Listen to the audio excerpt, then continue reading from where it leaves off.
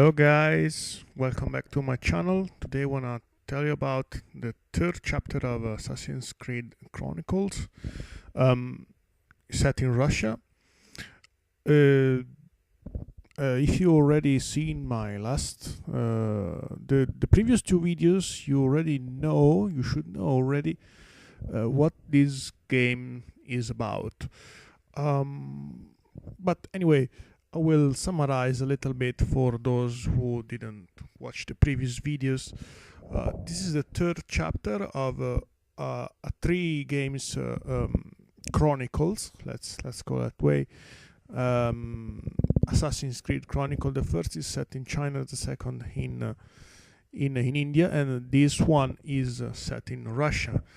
Unlike the classic Assassin's Creed game, this is a two-dimensional, basically, platform. Occasionally, you can switch into a third dimension, going backwards or towards a screen. It's basically a stealth game, so differently from the normal Assassin's Creed game that you could have been playing. Here you don't have to fight. I mean, as long as you can avoid fighting, is better, because as you can see, actions are very fast. You need to focus on timing, on reasoning, which is the best way to overcome a certain enemy or a certain area, and things like that. In this case, you can see that the graphic is different from compared to the India chapter. This is basically gray. In the background, you see this red and orange sky. It's more like an adventure graphic of. I don't remember the name of that movie. That was there were a lot of famous actors, and it was set like just like a graphic novel. Well, this is very much like that. Gray atmospheres. The music is gloomy. Very, I know. If you ever watched the movie called Firefox 1982 with Clint Eastwood, that he needed to steal basically a Soviet aircraft that was basically invisible and powerful. Well, the atmosphere is like that movie, very gloomy, oppressive, typically Soviet Union in the Cold War.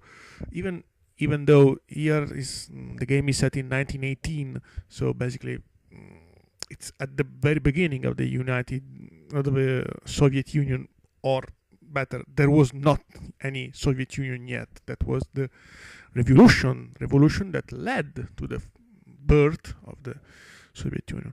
In any case, you can see here now Nikolai Orlov, which is the assassin, is hiding. He waits that the guard turn his back, and then he doesn't kill it. He doesn't kill him. That is a non-lethal takedown. You see the stars. Basically, he's unconscious. Now, as you previously seen, there are telephones that you can use to distract guards. He can escape to the hatches, to vents. Of course, he can go up the poles. What are the innovations of this third chapter? Yeah, you can hide behind those chimneys. This feature is common to the three games. What there is of new?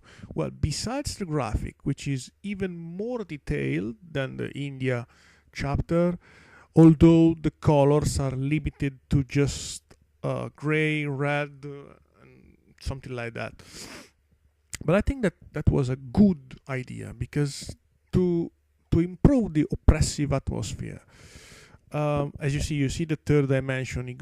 It doesn't go right or left. It just goes through the screen. The elements of innovation in this chapter, basically, it's about Orlov, which has a rifle, which is I don't know how to define it.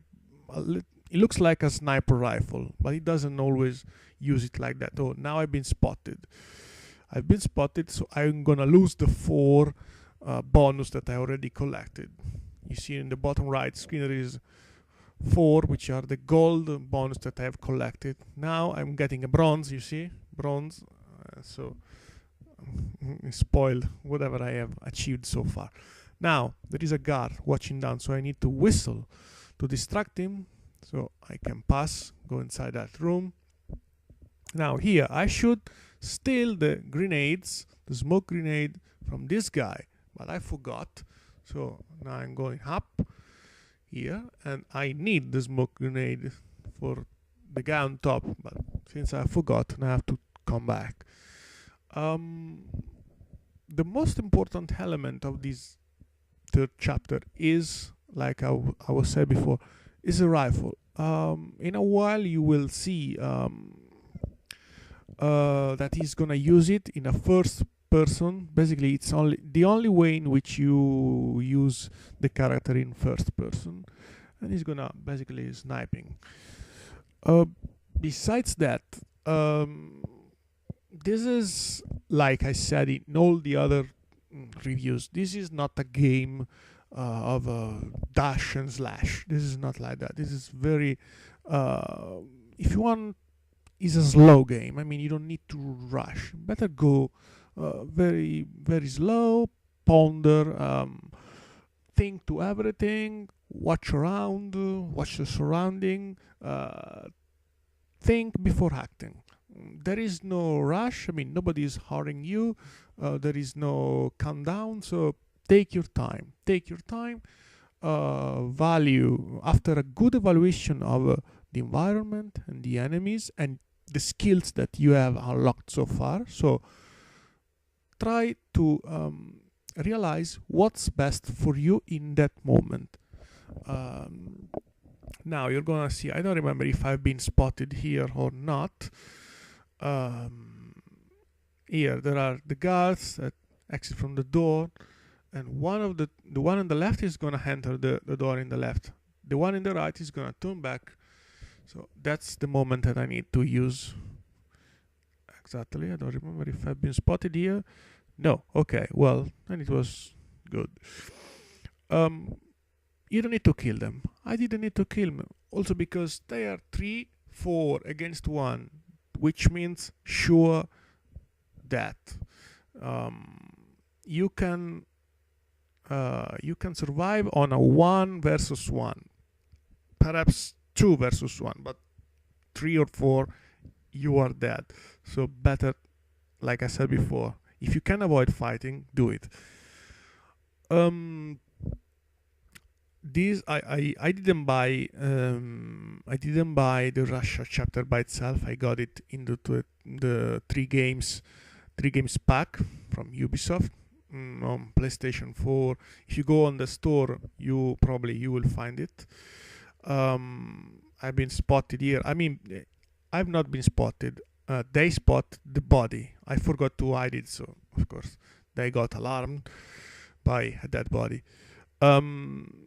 Here, okay, now I'm gonna show you the sniping part that I was telling you about. Okay, use the sniper point to clear the rear building of guards. This is a lot interesting. I mean, you need to shoot them, the 4 guards. Okay, that's normal, nothing surprising.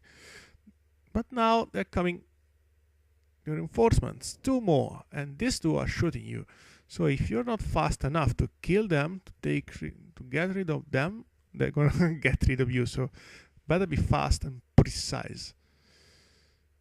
I had no problem now, but well, that was, I have to be honest, that was not the first time that I was playing this level. So, but the first time I've been shot by them because I didn't think that they could react. I thought that I was unseen. Instead, they spotted me, so they shot me. In this third chapter, it's important. You see the mines. You need to steal a sort of a remote that when you go close to the mines with this remote, it basically turns them off. The mines are one innovation. The fact that you can loot people, it's an innovation. The sniping is an innovation. What else? I mean, I didn't finish this game, so I don't know what it comes so far. I didn't go a lot further in the game. Basically, I finished this level and I stopped to the next one. I don't want to spoil it, but I think that the first level is enough for you to judge yourself. I mean, if you if you liked a game such as Metal Gear Solid, well, you're gonna like it. I mean, the setting is different, but the mechanics of the game is similar, very similar. Unless, well, nobody forced you to buy it. This is just a review to allow you to develop a judgment of your own. I particularly like this, like the other two previous chapters, because it's something different. It's something that it's not the common Assassin's Creed. I mean, I didn't like Syndicate. I like Unity, but I didn't like Syndicate because basically there was nothing new. I mean, Stagecoach, okay. What else? The ranch, okay. And then what? I think that on the normal franchise Assassin's Creed there is a lacking of new idea. You see now that the mines are turning off as I'm passing by because I have the remote. I think instead that Chronicles brought a lot of fresh air into the franchise. First, because it developed a lot of stories of China, India, and Russia. It developed three different assassins, and one of them, the one in China, had a very strong connection with Ezio. So it brings you back to the first chapters of Assassin's Creed. You see the graphic here, very comic novel, something like that. That's my score. I didn't get a particularly high score, but in the end, I can't complain. Hope you like that, and see you next time. Bye.